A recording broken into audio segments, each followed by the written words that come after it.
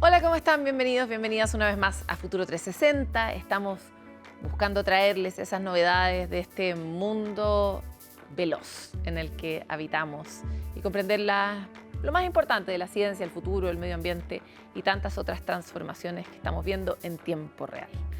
Queremos comenzar ahora mismo con este capítulo de Futuro 360.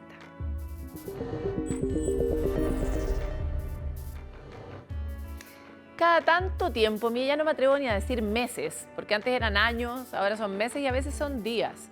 Pero en este caso, OpenAI otra vez lanzó una nueva actualización a su conocido ChatGPT que busca empujar más allá de la frontera lo que realmente puede hacer la inteligencia artificial. Hoy la novedad es ChatGPT Agent, que busca desarrollar una nueva herramienta que permite organizar eventos, ejecutar acciones por el usuario, pero en esta actualización, incluso el CEO de OpenAI, Sam Altman, llamó a usar esto con cautela. O sea, dijo, incluso si fuera mi propia familia, yo le recomendaría que no le diera acceso a este agente a todas las cosas porque todavía está en una etapa muy inicial. Veamos de qué se trata esta innovación, si realmente podemos comprender qué significa este avance de la mano de Cristian Soto en el siguiente informe.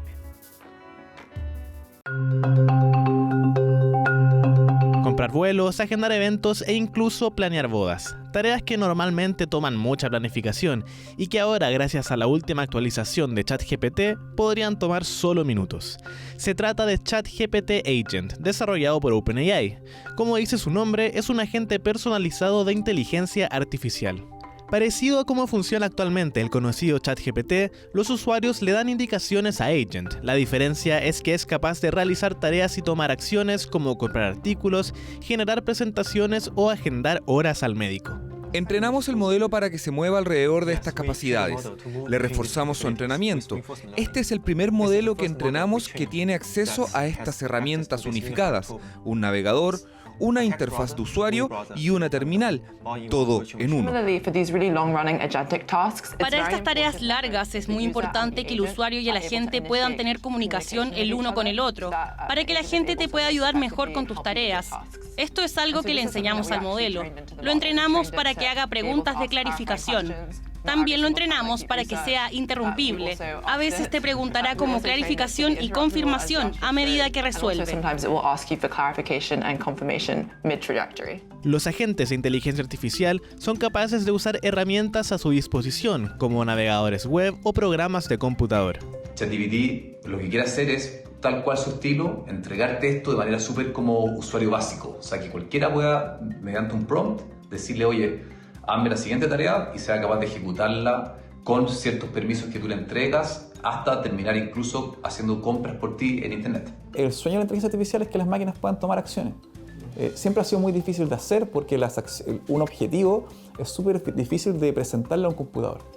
Pero como ahora tenemos estas máquinas que entienden mejor el lenguaje, se ve mucho más factible que la máquina ahora orqueste las herramientas que estoy llamando. Entonces claramente se vienen muchos productos de ese estilo, se tiene investigando hace rato. Creo que OpenAI es el primero que se atreve a lanzar un producto al mercado que hace esto porque hay muchos riesgos involucrados, no es una tecnología tan bien probada. Y justamente los riesgos de que una inteligencia artificial tome acciones por el usuario, tales como hacer compras y acceder a información bancaria, fueron levantados por el mismo CEO de OpenAI, Sam Altman. La gente ha aprendido a utilizar Internet de forma bastante segura, aunque sigue habiendo estafadores y otros tipos de ataques. La gente va a tener que aprender a utilizar los agentes de IA, y la sociedad va a tener que aprender a crear defensas contra estos ataques. Así que estamos empezando con un sistema muy robusto, con muchas advertencias. Lo iremos relajando con el tiempo, a medida que la gente se sienta más cómoda con él, pero queremos que la gente lo trate como una nueva tecnología, con nueva superficie de riesgo y que tenga todas las precauciones. Riesgos señalados por la compañía al mismo tiempo del lanzamiento de la nueva actualización al público general. Uno piensa que el modelo de lenguaje hoy en día alucina y te da una respuesta mentirosa o equivocada.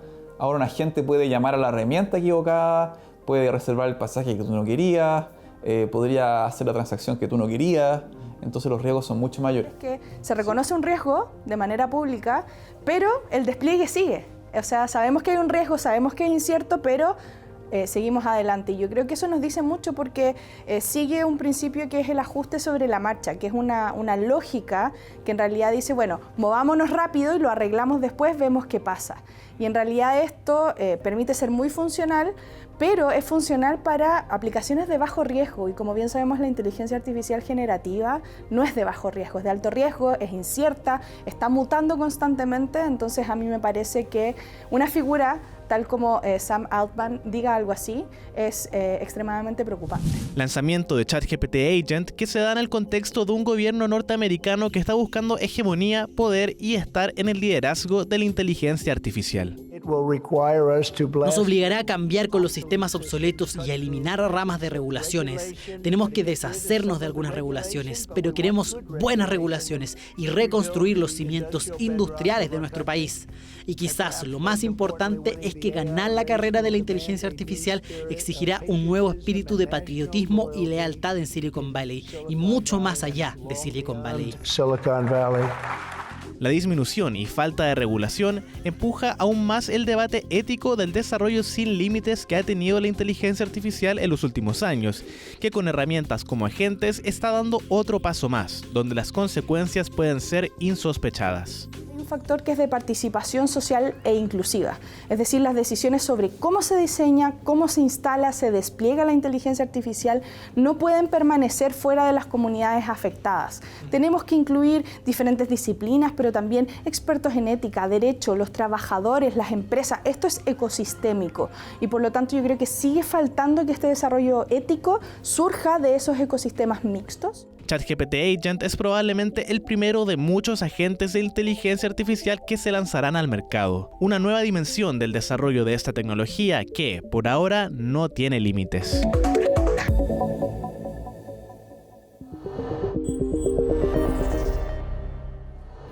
Un estudio publicado en la revista Nature Cities y realizado por más de 9 investigadores de distintas partes del mundo arrojó que las plantas estarían adelantando la primavera y retrasando el otoño. La razón, la contaminación lumínica, ya que las ciudades a lo largo del planeta están creciendo y cada vez brillan más, tienen un impacto que también pone en peligro el equilibrio y la lógica de la naturaleza y de distintas especies que existen y coexisten en los ecosistemas. Esto nos trae una nueva alerta sobre el impacto que esta cantidad de luz está trayendo sobre nuestra propia salud. O sea, si las plantas se sienten afectadas, imagínense nosotros, que somos animales que estamos sujetos al ciclo circadiano de la luz y de la oscuridad. Pues todos los detalles y las reflexiones de la mano de la nota de Matías Sandoval. Las Vegas, Nueva York, Shanghái son algunas de las llamadas ciudades que nunca duermen. Y como ellas, cada vez son más las urbes en el mundo que durante la noche permanecen iluminadas por miles de luces artificiales. Pero aunque parezcan inofensivas, podrían estar alterando el equilibrio natural mucho más de lo que imaginamos. Desde muy temprana edad aprendemos que la luz es un elemento primordial para las plantas. Con ella logran llevar a cabo un elemento esencial para su crecimiento y supervivencia, la fotosíntesis. Pero, ¿existe una diferencia entre la luz solar y la artificial en el impacto en las plantas? La luz solar es la fuente principal de radiación que le permite a las plantas transformar la energía luminosa en energía química o hidratos de carbono. Sin embargo, ese es uno de los procesos fundamentales a nivel de plantas, pero otro de los procesos que se regula con la luz es el ciclo de vida de la planta o la fenología, cómo ésta va cambiando a lo largo de las temporadas, y esto está súper ligado con las estaciones del año y la radiación natural, que varía con la latitud. Un foco del alumbrado público puede hacer creer a las plantas que, por ejemplo, están en pleno verano si es que logra alargar el día más allá de 16 o 18 horas que vendría siendo lo máximo que podríamos tener en un día de verano en el sur del país, por ejemplo. Un reciente estudio publicado en la revista científica Nature Cities y llevado a cabo por un equipo internacional de más de 9 investigadores reveló un fenómeno sorprendente. La luz artificial en las ciudades estaría adelantando la llegada de la primavera y retrasando el otoño. La razón estaría en la contaminación lumínica, que actúa como una fuente de luz constante para las plantas, acelerando así la brotación de sus hojas y posponiendo su caída, como si el sol nunca se ocultara del todo. Yo creo que este es un estudio súper interesante en el sentido de que utiliza un set de datos basados en imágenes satelitales con bases de tiempo muy largas, de décadas en el fondo. Y por lo tanto puede ser un estudio muy robusto de la evolución temporal de estos fenómenos. El uso de grandes cantidades de datos sobre bases de tiempo muy largas y el uso de métodos estadísticos adecuados permite por primera vez entender que la luz artificial es aún más importante que los aumentos en las temperaturas de las ciudades en términos del efecto que tiene sobre los ciclos de vida de las plantas. Sin embargo, el impacto no se limita a las plantas. Insectos polinizadores, aves migratorias y mamíferos también pueden desincronizarse con su entorno. La iluminación artificial, el aumento del brillo nocturno, eliminación de la noche que hace el ser humano, es un factor relevante en las extinciones masivas de insectos que estamos viendo en el planeta. Es un factor relevante en cómo esos insectos se comportan y cómo polinizan las plantas. Es un factor relevante en el comportamiento mismo de las plantas, del cual dependen temas alimentarios, del cual dependen temas agrícolas y depende también otras partes de los ecosistemas.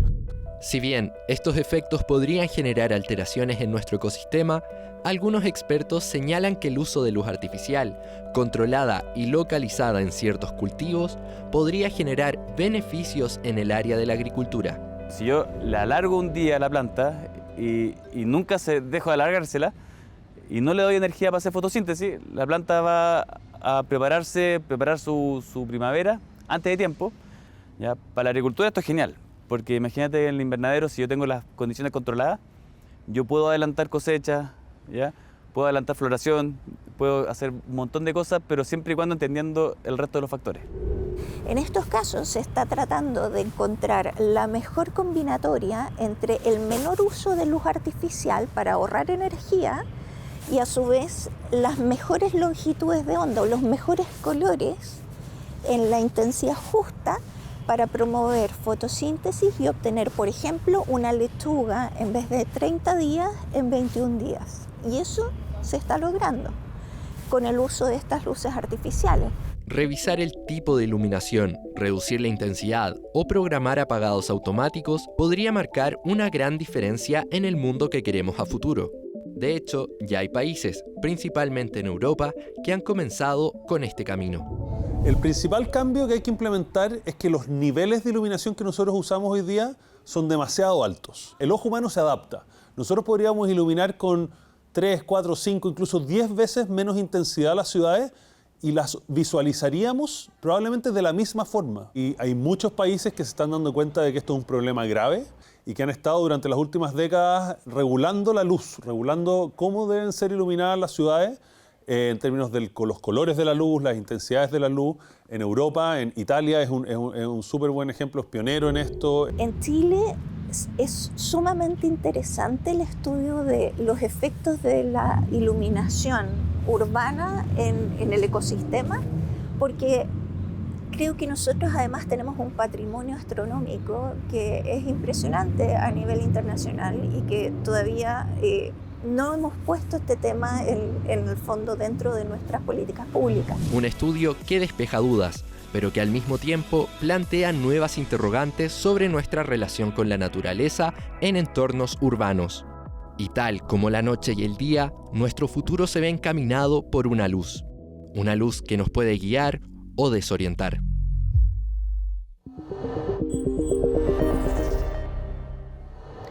Vamos a ir a una breve pausa en Futuro 360, pero ya volvemos con mucho más. Quédese.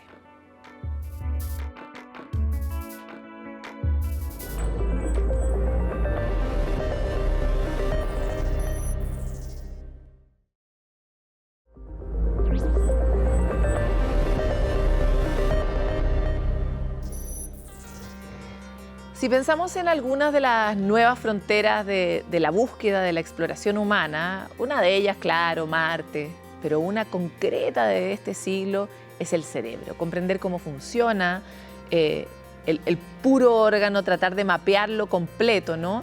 Pero también cómo interactúa con otras partes de nuestro cuerpo, han sido uno de los grandes hallazgos del último tiempo, cómo está conectado, por ejemplo, con nuestras vísceras, cómo está conectado con nuestro corazón, y cómo todo se influye. Eso de piensa solo con la cabeza ya como que pasó de moda. Por eso hoy queremos hablar del cerebro, de algo que a los chilenos nos debería preocupar mucho, que es el envejecimiento del cerebro, y de nuevas implicancias que nunca pensamos que podían tener relación con su desarrollo, su bienestar o su malestar. Y para eso hoy estamos con dos especialistas. Hernán Hernández, neurocientífico y científico de datos, miembro del Brain Lab de la Universidad Adolfo Ibáñez, investigador especializado en salud cerebral, envejecimiento y enfermedades neurodegenerativas, entre otros. Pues si leo todos los currículums, tú sabes, Hernán, esto no termina. Y estamos con un antiguo amigo de la casa, Agustín Ibáñez, neurocientífico, director del Brain Lab de la Universidad Adolfo Ibáñez, fundador de Red Lab y también destacadísimo neurocientífico, académico, investigador argentino, bastante chilenizado a estas alturas. Y diría que tu mayor y mejor título últimamente es que es miembro del Comité Asesor de Sanamente. Un gran honor. Te lo agradecemos mucho porque es tan importante tu conocimiento. Muchas gracias a ambos. Encantados. Encantado, gracias por la invitación. Les quería preguntar primero sobre cuánto sabemos, cuán claro tenemos cómo envejece el cerebro. Parto contigo.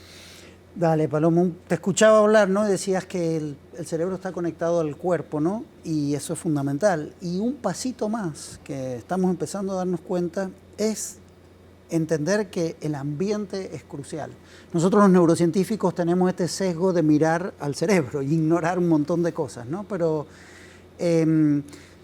cuando uno piensa en el envejecimiento, piensa, no sé, en genes que te envejecen o te rejuvenecen, en procesos biológicos. En comidas. En comidas, en estilos de vida. Y no nos damos cuenta que hay cosas que exceden al individuo y que son fundamentales, ¿no? Por ejemplo, la contaminación en el aire, la desigualdad socioeconómica, las diferencias de género, factores físicos, ¿no? La contaminación del agua, del piso también, la temperatura, también sociales, pero culturales, también políticos. Y también, ¿no? Políticos. De este trabajo que nos trae hoy a colación, digamos, una de las cosas es que estamos tratando de redefinir el envejecimiento no solo como un proceso biológico, sino como un proceso ambiental. De alguna manera olvidamos que pertenecemos al entorno en alguna parte de esta historia humana, pero probablemente hoy, Hernán, con la cantidad de acceso que tenemos a nueva data, ¿no? Esa comprensión puede cambiar mucho, pero también podemos medir mejor el medio ambiente y medirnos mejor a nosotros mismos. Sí, justamente. Igual es un desafío, porque es un desafío poder encontrar data que esté disponible y que sea data segura o data que nos sirva para poder hacer los análisis. Precisamente por eso es que nosotros hicimos un enfoque en este estudio, buscando datos que tradicionalmente no se usan, son datos un poco más baratos que lo que tradicionalmente se usa, que son más enfocados directamente al funcionamiento del cerebro, como por ejemplo la resonancia magnética. En este caso utilizamos un enfoque más de encuestas típicas que nos permitió poder sumar un total de unos 160.000 sujetos, o 160.000 participantes, por decirlo de una forma más exacta, lo cual, bueno, es una gran novedad. Pudimos recopilar sujetos de toda Latinoamérica, de Europa, de Asia y también de África, lo que nos permite hacer esta comparación y poder hacer este contraste que nos permitió a nosotros llegar a la conclusión de que efectivamente no solamente nuestro desarrollo individual es el que nos acerca o no a un envejecimiento saludable, sino que hay ciertos aspectos que escapan de lo individual, como por ejemplo la polución, la democracia. Son aspectos que están en nuestro medio ambiente y que nos afectan no de forma abstracta, sino de forma directa a nuestra salud y nuestro envejecimiento saludable. Oye, de acuerdo a los resultados del estudio, ¿podemos decir que la democracia nos ayuda a envejecer mejor? O al revés, digamos, sí, totalmente. O sea, yo pienso, Hernán va a ser papá en septiembre y pienso en estos chicos que van a empezar este nuevo mundo, ¿no? Que es un mundo realmente con una sensación de incertidumbre masiva. Para darte un ejemplo muy concreto de cómo esto impacta en el cerebro, ¿no? La contaminación, ¿no es cierto? Las partículas en el aire generan inflamación. En los órganos, en el cerebro, cuando eso es continuo, se empieza a ver un daño. Bueno, el estrés social genera inflamación. Son los mismos procesos desde el cortisol, citoquinas, muchos procesos que ocurren en el cuerpo y en el cerebro. Entonces, una de las cosas que vimos en este trabajo no solo es que hay factores a distintos niveles, como físicos, sociales o políticos, sino que además interaccionan. Esto es súper importante porque... O sea, cuando tengo una inflamación por la política, mi inflamación por las micropartículas es mucho mayor. Exacto, exacto. Lo que nosotros desarrollamos es un método para medir cuán joven o cuán viejo estás respecto a tu edad cronológica, ¿no? Entonces, usamos un montón de información con técnicas de aprendizaje de máquinas, que Hernán es un capo, viene trabajando hace muchos años y estamos muy contentos con él en esa línea. Y básicamente, entonces, nosotros podemos decir si una persona tiene como 3, 4, 5, 10 años más joven o más viejo. Y entonces después con ese ¿Pero gap, la persona completa o el cerebro? En este caso es salud bioconductual. Okay. Medimos todo el cuerpo. Claro, enfermedades cardiometabólicas, aspectos cardiometabólicos, diabetes, hipertensión, el tamaño corporal, ¿no es cierto? También medimos la capacidad cognitiva, la capacidad de desenvolverse en el mundo funcional, que se le llama, el nivel de educación y varias variables de estilo de vida. Exacto, exacto. Porque este es otro de los problemas. Si le preguntas hoy a un científico qué es el envejecimiento, no hay consenso. O sea, salió un paper en Nature hace 2 meses, ¿viste? Que hablan todos los popes del envejecimiento y cada uno con su propia definición, digamos. Entonces, realmente una... ¿Y este paper cómo lo entiende? Lo entiende como esta idea bioconductual, que es muy amplia, y de hecho nosotros medimos la edad cerebral en otros trabajos, ¿no? Sí. Pero esta es una medida mucho más completa, y es es en el fondo una medida de cuán bien estás en el mundo, cuánto te moves en el mundo, cómo navegas en el mundo, ¿no? Entonces, pero lo interesante, yo creo que este trabajo tiene varias cosas interesantes. Una es esto que desarrollamos, esta nueva medida bioconductual, no existía, pero después medimos esta brecha de la edad bioconductual que una persona aparentemente nos pasa en la vida cotidiana. Te encontrás con un amigo y decís, che, qué viejo que está, o qué bien, qué joven, cómo se mantiene. Qué bien se mantuvo, sí. Esto es lo que capturamos, básicamente, ¿no? Hay muchos desarrollos... Y uno ya no le puede echar la culpa a la pareja, ahora se la puede echar a la política. Se la puede echar a la política, sí. Bueno, no medimos el impacto de la pareja, eso sería interesante poder medirlo. Todo estudio tiene una ceguera, porque uno sabe que uno mantiene bien o mal a su pareja. Sí, no, bueno, los vínculos, como hemos hablado en otras ocasiones, ¿no es cierto?, son un factor crucial. Pero entonces, una vez que pudimos saber la brecha en tu edad cronológica y tu edad estimada bioconductual, nos fuimos a mirar todos los factores del ambiente que explican esa brecha, ¿no? Entonces ahí fue cuando tuvimos muchas sorpresas. Primero ya sabíamos, nosotros ya veníamos estudiando la contaminación, viste que tiene un impacto fuerte, la desigualdad de género, la desigualdad socioeconómica, el nivel, los países que son más ricos tienen menos envejecimiento. Y una cosa que nos sorprendió muchísimo es que ¿quiénes son los más envejecidos? Los países de África, Egipto, Sudáfrica, seguido por Latinoamérica, luego Asia, luego Europa mediterránea y los que tienen más salud cerebral más sana, más healthy, norte de Europa, Europa occidental, ¿no? Entonces eso fue una gran sorpresa, ¿no? Después, los países más ricos, menos envejecimiento, ¿no? Después, los países que tienen menos desigualdad. Pero después estos otros factores, la migración exacerbada envejece. Pero Europa es una región súper de migración. Sí, claro, pero ciertamente, pero no son factores aislados. Claro, están interconectados y se inflaman unos a otros, por exactamente, no decirlo, se influyen unos a otros. Uno de los resultados, claro, nosotros tenemos este concepto del exposoma, ¿no? El exposoma, así como la genómica, el exposoma es la totalidad de factores ambientales. Entonces, cuando poníamos todos los factores ambientales juntos, el exposoma, es cuando los modelos predecían mucho mejor el envejecimiento, ¿no? Entonces, esto es importante para la salud pública también, para la economía. Imagínate si podés... yo te podría estimar el costo del envejecimiento acelerado. Y eso, imagínate, para la economía de un país, cuánto pesa. Si vos te envejeces 10 años, quiere decir que vas a generar mucho más costo para el sistema de salud, ¿viste? O si te rejuveneces... Y que vas a tener menos años productivos también. Útiles, exacto. Si te rejuveneces, que tu capacidad productiva, creativa, de moverte en el mundo aumenta. Me encantaría hablar contigo, Hernán, respecto de algunos de estos hallazgos un poco más en foco, porque... Claro, cuando nos comparamos con Islandia, igual nos vamos a deprimir en cualquier indicador, da lo mismo. Sí. Pero nos gusta compararnos con los que están igual de mal que nosotros. Entonces, en América Latina, por ejemplo, ¿en qué países la gente está más envejecida por el exposoma, por los factores externos? Claro, los países que peor envejecimiento tuvieron en Latinoamérica son precisamente los que están asociados a índices de economías más bajos.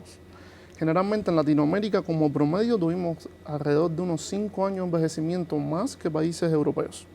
Ahora, si queremos desglosar dentro de Latinoamérica, claro, Chile fue uno de los que menos envejeció realmente, porque Chile entra dentro de esta clasificación de países de medio alto ingreso en comparación con países que tienen la relación de la plata de cada país con el envejecimiento es directa. Directa.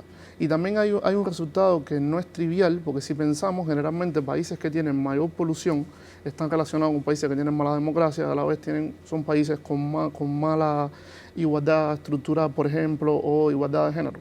Pero nosotros logramos con los modelos diferencial y nos dimos cuenta de que a pesar de que esto es así, hay una relación entre estos países, cada uno de estos factores influye en nuestra edad de forma individual. Cada uno aporta un poquito para que se envejezca un poco peor en caso de que la exposición sea mala, porque podemos tener buena exposición, o sea, hay países donde, por ejemplo, la igualdad es mejor que en otros. En esos casos, este índice ayuda a un envejecimiento desacelerado y cada uno tiene su influencia por individual.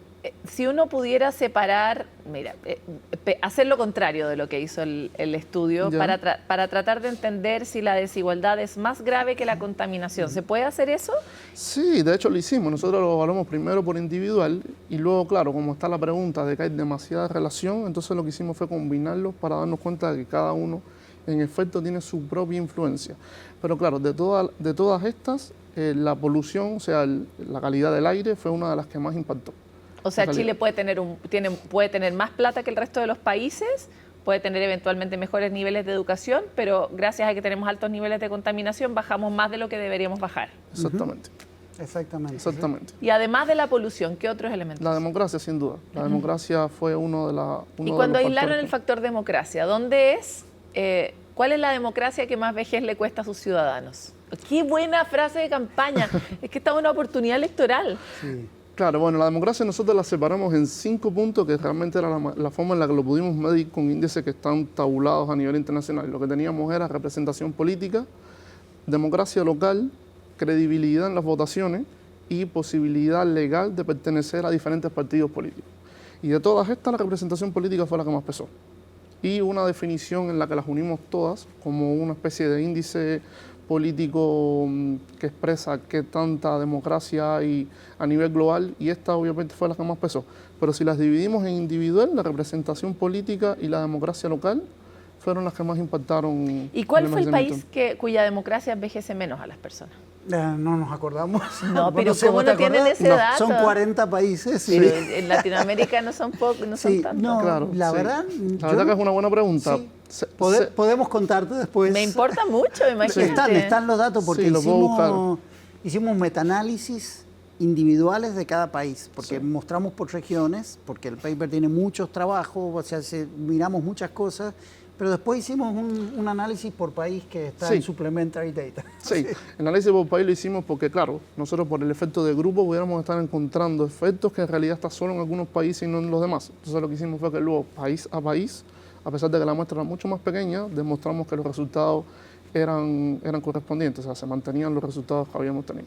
¿Cuáles datos les llamaron en particular la atención? ¿Cuáles fueron los grandes hallazgos que a ustedes mismos los sorprendieron? Sí, bueno, a mí uno de los que más me sorprendió es el primer reporte de cómo los factores políticos envejecen, digamos, y los efectos son comparables a los efectos fuertes como de contaminación o nivel socioeconómico bajo, digamos. Eso para mí fue uno de los factores muy importantes. Y otro que me interesa muchísimo, que lo estamos investigando ahora, es pensarlo al revés. Tenemos sujetos, miles de sujetos, que tienen un envejecimiento mucho más joven que su edad cronológica, ¿no? Entonces, estamos empezando a investigar aquellos factores protectores que hacen la diferencia en un país. Exactamente. Porque podría conducir perfectamente la política pública. Eso es fundamental. Tal vez uno no controla la democracia, pero también tal vez sí puede controlar otras cosas. Bueno, estamos haciendo eso. Estamos haciendo un estudio además con neuroimágenes también, que es otro trabajo que estamos haciendo. Entonces, vamos a ver qué factores del ambiente, qué factores bioconductuales, o sea, de tu capacidad cognitiva, funcional, el impacto de la educación o tu salud cardiometabólica y qué factores cerebrales, porque tenemos todos estos datos. Entonces, este es nuestro próximo trabajo, para mí fundamental, sobre todo si encontramos valores de resiliencia en contextos que no lo son, ¿no? Todos sabemos que la desigualdad envejece, produce más mala salud, pero todos sabemos que hay gente que a pesar de ello tiene una vida muy saludable, ¿no? Entonces la resiliencia es un factor fundamental, siempre lo hemos entendido genéticamente o muy biológicamente. Hoy sabemos que la resiliencia puede ser comunitaria, puede ser familiar. El estrés cotidiano es lo que más te mata, más citoquinas, más corticoides, ¿no es cierto?, desregulación del sistema inmune, impacto cardiometabólico. Ahora, ¿qué pasa, por ejemplo, si vos tenés un buffer, una protección de tu familia o de tu comunidad donde el estrés se reparte y se amortigua y uno aprende a regular, ¿no es cierto? Entonces, claro, o se comparte y por lo tanto se amortigua. Exacto, exacto. Entonces es un caso de resiliencia comunitaria, no puramente genética. Hay genes, qué sé yo, el gen de Chris Church, por ejemplo, es un gen que si lo tenés y tenés otro gen que te causa demencia, no vas a desarrollar demencia. Entonces es un factor de resiliencia claro, ¿viste? Bueno, también hay estos otros factores que los conocemos menos y que queremos empezar a trabajar. Vamos a publicar un trabajo en Nature Medicine pronto también que muestra que la resiliencia realmente también se puede encontrar no solo en la biología, en el individuo, en la comunidad y a nivel ambiental también. Oye, Nature Medicine los tiene bastante caseros últimamente, como que parece que lo que están haciendo es súper pionero, ¿no? Creo que el tema de esto, una cosa que a mí me gusta mucho, el trabajo que Hernán hace, es que desarrollamos métodos que nos permiten entender la interconexión. La ciencia tiende a ser lineal, tiende a buscar causas directas, simples. Claro, pero esa es la gran revolución de los datos. Exacto. Y lo estamos viendo en los Nobel hoy día también en otros ámbitos, en química y tanto más.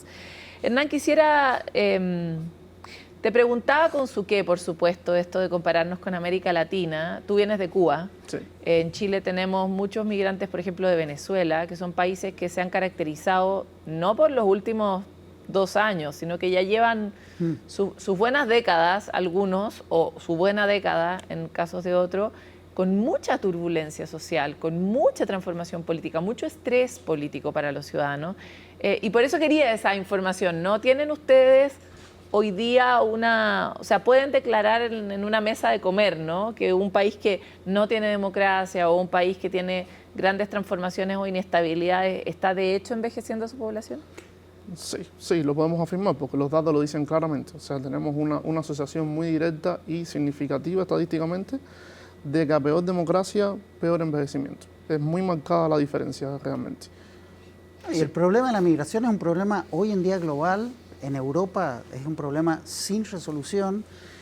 No es la migración, es la incapacidad primero de los países de adaptarse a ese escenario. Pensá que todos nos estamos envejeciendo, ¿no? Los países, un país para que su economía funcione bien necesita 2, 3 jóvenes por una persona adulto mayor. Estamos todos en un problema grave porque la pirámide se está invirtiendo. Chile en Latinoamérica es pionero. El más acelerado de todos. Exacto. ¿Qué pasa si, siendo la inmigración una población extremadamente joven, podría solucionar uno de los grandes problemas que tiene Europa, que tiene Chile? Y sin embargo la resistimos, nos oponemos y generamos todo un movimiento que al final genera estrés. En lugar de recibirla como una solución. Exactamente, por ende yo sí diría que la migración es un factor de envejecimiento y es una oportunidad también. Lo que pasa es que para eso necesitamos cambios gubernamentales, necesitamos integrar a los inmigrantes tienen que sentir que están en su lugar, ¿no es cierto? Claro, y esto es un gran desafío. Es que tal vez la frase, porque es muy fuerte la frase, la migración genera envejecimiento. Exacto. Es nuestra posición con la migración es la que produce envejecimiento. Claro, exacto. Cuando la migración no está bien integrada en un país, claramente genera esto, ¿no? Y a la vez, yo creo, justamente por este problema de envejecimiento, que es una de las únicas soluciones que tenemos. Si pensás en Europa, no sé, países como Italia o China, ¿viste?, que tienen niveles de envejecimiento tremendos. O sea, en 10, 20 años van a tener un problema no solo de salud, un problema económico brutal.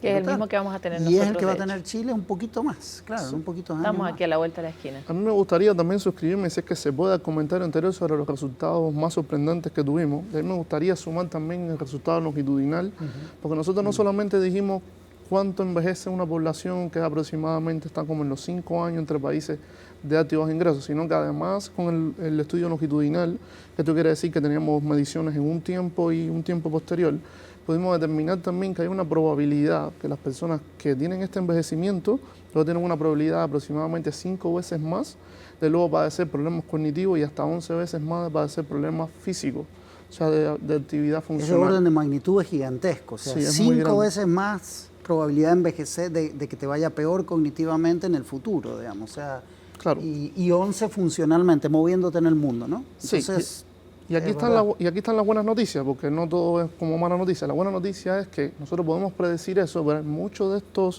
estos factores que nosotros tenemos como protectivos o factores que tenemos como de riesgo que son tratables, como por ejemplo la diabetes, la hipertensión, son factores que pudiésemos tratar o medicar, y con esto, claro, a nivel futuro este envejecimiento se puede desacelerar un poco. Pudiéramos acercarnos un poco más a desacelerarlo, lo cual yo creo que es como un mensaje positivo que tenemos en nuestro estudio. Y también hay factores de entorno que se pueden cambiar. De entornos Eso individuales. Sería lo ideal. Y de relaciones, que Exacto. son cosas que sabemos que son protectoras también. Bueno, vamos a publicar, esperemos pronto, otro trabajo muy bueno donde mostramos que el multilingüismo, ¿no? El hablar muchos idiomas, protege contra el envejecimiento cerebral acelerado. Que las actividades creativas, por ejemplo, el pintar, el bailar, las actividades artísticas, básicamente reducen el estrés. Tienen un efecto a nivel cerebral en desacelerar. Estamos adelantando, están aceptados los trabajos, pero todavía no están publicados. Y algunos trabajos que has publicado antes que dicen que los vínculos de calidad también son exactamente, muy el relevantes. vínculo social es Así que les propongo que nos mantengamos amigos nosotros por el momento y les agradezco mucho por haber venido hoy a Futuro 360. Gracias por la invitación, un placer. No solo Nature Medicine quiere hablar de estos temas, nosotros también aquí en Futuro 360 y en CNN Chile les queremos llevar las buenas, las malas y las buenas y malas noticias, pero también las buenas ideas sobre qué cosas sí están al alcance de nuestra mano. En otros programas hablamos de cuestiones que son difíciles de manejar por nosotros, por ejemplo, el avance de la inteligencia artificial. Sin embargo, nosotros sí podemos reconstruir un barrio y sus vínculos, sí podemos generar una relación con ese vecino que no conocemos, sí podemos cambiar nuestro estilo de vida, nuestro estilo de alimentación, y etcétera, ¿no? Buscar por entornos medioambientales más limpios.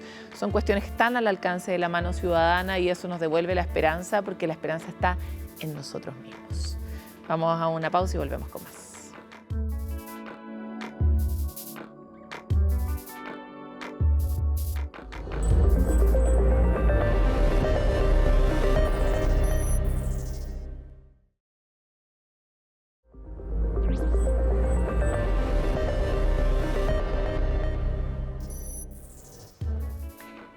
¿Sabían ustedes que casi el 84% de los chilenos y chilenas tienen un déficit en su vitamina D? Así lo reveló la última encuesta nacional de salud publicada en 2023.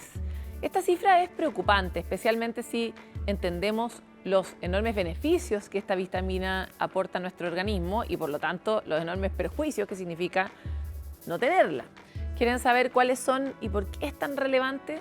Se los contamos en esta nueva cápsula de la Ciencia en Ti junto a Macarena Morales.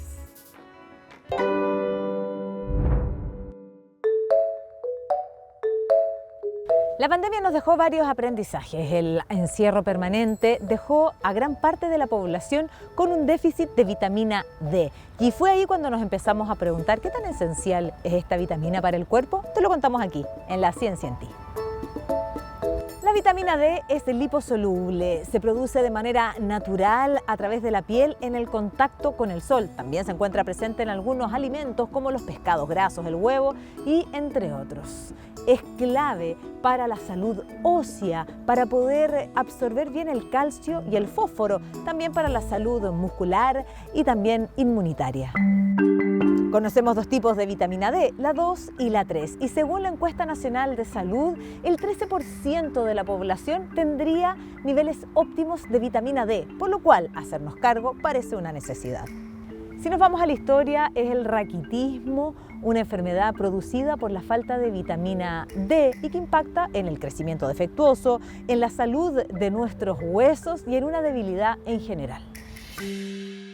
Para las primeras observaciones de esta enfermedad hay que remontarse a la época de los griegos y los romanos. Fue Heródoto, no quien describió la enfermedad en sí misma, pero sí logró darse cuenta que existía una relación entre la exposición al sol y los huesos. Y es que comprobó, al menos observacionalmente, que los egipcios tenían mejor salud ósea que los persas porque no usaban casco.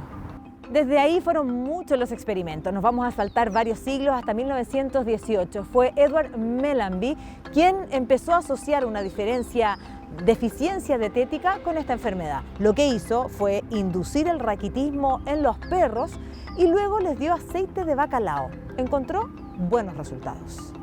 Y avanzado un par de años después empezamos a estudiar más la vitamina D y nos dimos cuenta lo esencial que es para nuestro organismo. Es más, hoy en día un estudio de la Facultad de Medicina de la Universidad de Harvard ha relacionado el envejecimiento biológico, es decir, el celular, con la vitamina D. Y te explico por qué. Un ensayo clínico controlado durante 4 años dio a un grupo de personas vitamina D de forma diaria y es que ahí se pudo dar cuenta, al menos en su fase inicial, que esto impactaba significativamente en los telómeros. Los telómeros son estructuras que están ubicadas en los extremos de los cromosomas y lo que hacen es proteger a la información genética. Cada vez que hay una división celular, hay un acortamiento de la misma. Y cada vez que esta brecha se acorta aún más, se puede producir el envejecimiento y esto facilita la generación de nuevas enfermedades. Es por esto que este hallazgo podría avanzar científicamente para ralentizar el envejecimiento celular. Y todo esto desde la llamada vitamina D. Como bien sabemos, la vitamina D se absorbe por intermedio de la piel en la exposición a la luz solar. Pero también sabemos que la exposición prolongada al sol puede traer otros impactos a la salud. Por lo tanto, ¿cuánto es lo razonable? De acuerdo a la ubicación geográfica, como por ejemplo nuestro país, es recomendable tomar sol no más allá de 20 minutos en los horarios donde no hay alta peligrosidad. Y hacerlo en este caso sin bloqueador solar porque sabemos que este impide que podamos absorber esta vitamina tan esencial. Lo cierto que también es que se puede suplementar, pero ¿es necesario hacerlo si es que no estoy en déficit? La respuesta es no. Por lo tanto, como siempre, el llamado es a ser conscientes de nuestra salud, medirnos los niveles de vitamina D porque sabemos lo esencial que es para nuestros músculos, para nuestros huesos y nuestra salud en general y hacerlo de manera responsable. Como siempre, otro dato más de la ciencia en ti.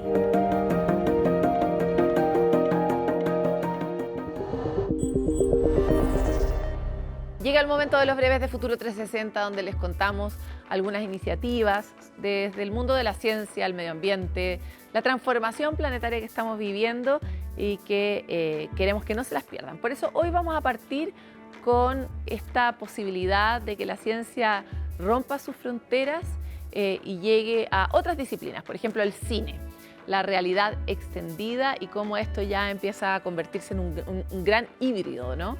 Esto es Symbiosis Lab, un encuentro entre cineastas y profesionales de la ciencia que se va a dar en el marco del Festival Internacional de Cine de Valdivia en octubre de este año.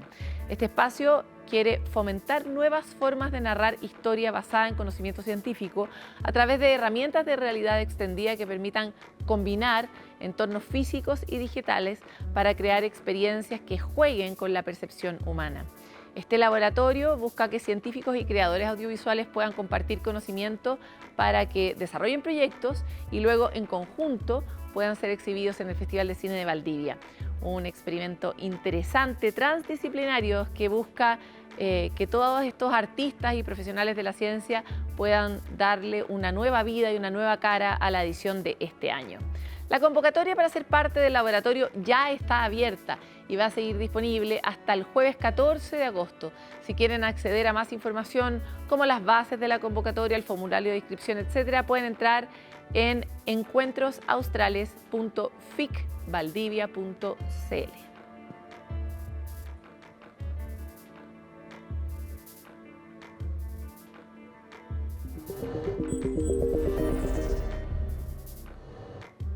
Bueno, y un impresionante descubrimiento da esperanza a la conservación de la fauna chilena, porque una nueva subpoblación de 10 huemules, que es una especie amenazada, en Cabo Froward, ubicado frente al estrecho de Magallanes, tiene a todo el mundo contento. Fue confirmado hace unos días y realizada por la Fundación Rewilding y CONAF de manera inesperada, pues estaban explorando el estado del bosque cuando primero vieron a un huemul macho. Luego de nuevas expediciones se encontraron más de ellos, alcanzando los 10 en total. Esta especie está en peligro de extinción desde 1973 y hoy solo quedan unos 1.500 ejemplares entre Chile y Argentina, menos del 1% de la población original. Escuchemos algo de lo que nos contaron quienes participaron en este fantástico descubrimiento. La importancia de la zona de Cabo Froward para el Corredor Nacional del Huemul radica en que es el punto más austral de distribución de la especie. Y de alguna forma funciona como un verdadero refugio, ¿no es cierto?, en el cual primero tenemos que conocer la abundancia que tiene la especie, las áreas más importantes, ¿no es cierto?, de manera que podamos concentrar acciones concretas de conservación ahí, promover la conectividad de estos grupos poblacionales de huemules y al mismo tiempo identificar, por ejemplo, si hacia sectores costeros la especie está, digamos, enfrentando algunos grados de amenaza.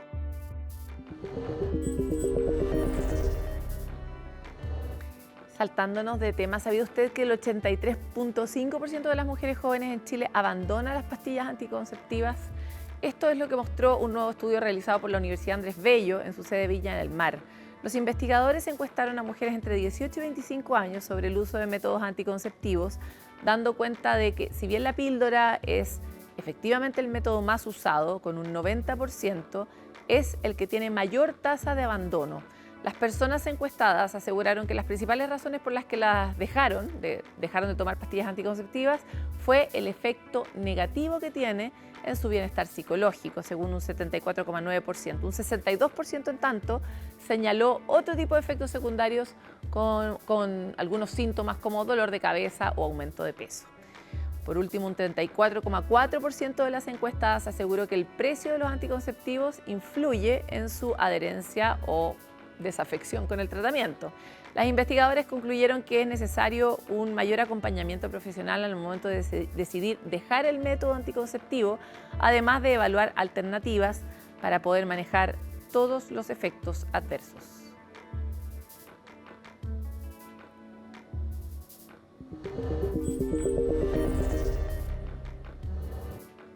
Bueno, y la humanidad nunca ha estado tan cerca del Sol como ahora. Es una hazaña que la sonda solar Parker Probe de la NASA logró por primera vez y estuvo tan solo a 6.11 millones de kilómetros, suena mucho pero es poquito, de la superficie del Sol. Es lo más cerca que ha estado cualquier tipo de nave respecto de nuestra estrella central, ¿no? La estrella que da vida a todo nuestro sistema. Durante la misión, la sonda estuvo en la corona, la capa más externa de la atmósfera solar, que es como lo que uno dibuja cuando es niño, como los rayitos, ¿no? De esa forma pudo capturar imágenes en alta resolución del flujo de los vientos solares, tormentas. Este material es expulsado desde la estrella hacia el resto del sistema solar, generando unas llamaradas como de radiación solar. Esos vientos, cuando entran en contacto con la Tierra, pueden entregarnos postales tan increíbles como son las auroras boreales. ¿Sabían ustedes que nuestras auroras boreales también tienen que ver con nuestra estrella madre, el Sol? Pero tienen un par de efectos secundarios que no queremos, como que afectan las comunicaciones entre los satélites o el cableado eléctrico. Sin embargo, para los científicos, tener estas imágenes que nos pueden ayudar a comprender mucho mejor el funcionamiento del Sol y también nos permite prepararnos para tener mucho más cuidado con nosotros mismos frente a las tormentas solares, que, como les decía, genera enormes niveles de radiación, que también, por supuesto, es peligroso para las personas.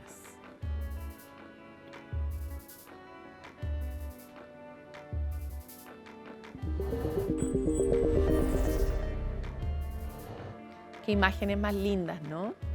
Qué interesante es cuando comprendemos de mejor manera, por ejemplo, la naturaleza del Sol. Cuando hemos sido criados desde chiquititos entendiendo al sol como una especie de pelota dura en el cielo y de pronto nos acercamos a la superficie y tiene todas estas texturas, pero también estas tormentas solares que son como pequeños infiernos, ¿no? Y de ahí viene toda la vida del planeta Tierra depende del sol y también se afecta por el sol, como sabemos hoy respecto de la radiación, ¿no?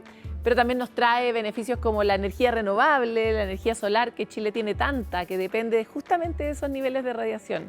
Entonces, comprender de manera más compleja cómo funciona todo sobre la Tierra resulta apasionante y una aventura que además no termina.